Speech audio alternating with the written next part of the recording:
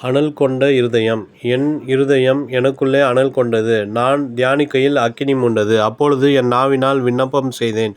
சங்கீதம் 39:3. தியான வாழ்வே இருதயத்துக்குள் அக்கினியையும் அனலையும் கொண்டு வருகிறது.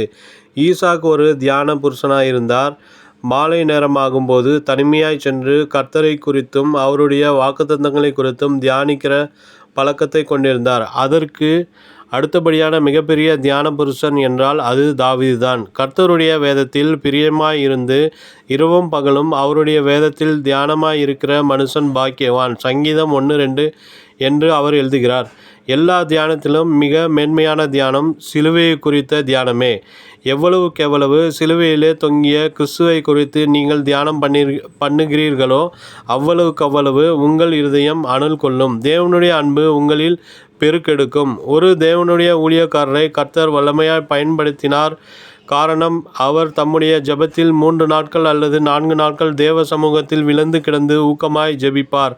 நான் முழங்கால் படியிடுகிற போதெல்லாம் சிலுவையில் முள்முடி சூட்டப்பட்ட அவருடைய தலையை காண்பேன். ஒவ்வொரு காயமாக எண்ணி இது எனக்காக அல்லவா என்று சொல்லி கண்ணீர் சிந்துவேன். தேவனுடைய அன்பு என் இருதயத்தில் அனல் மூட்டும்.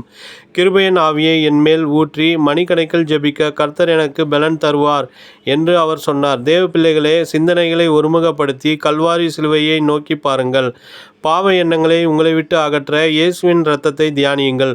கர்த்தருடைய பல்வேறு நாமங்களை குறித்து தியானியுங்கள். அவருடைய குணாதிசயங்களையும் தெய்வீக சுபாவங்களையும் குறித்து தியானியுங்கள். அவர் செய்த அற்புதங்களை எல்லாம் தியானியுங்கள். அவர் பேசிய வல்லமையான வார்த்தைகளையும் வாக்குத்தத்தங்களையும் தியானியுங்கள். சங்கீதக்காரர் சொல்கிறார், நான் அவரை தியானிக்கும் தியானம் இனிதாயிருக்கும்.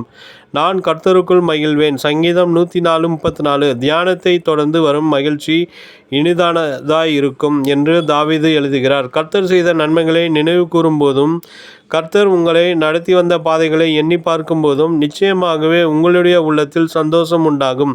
கர்த்தர் செய்த நன்மைகளை தியானிக்க தியானிக்க பரலோக அக்கினி இறங்கி வருவதை உணர்வீர்கள். உங்களை அறியாமல் கர்த்தரை துதித்து பாடத் தோன்றும். ஆவியோடும் உண்மையோடும் ஆராதிக்க கர்த்தரால் ஏவப்படுவீர்கள்.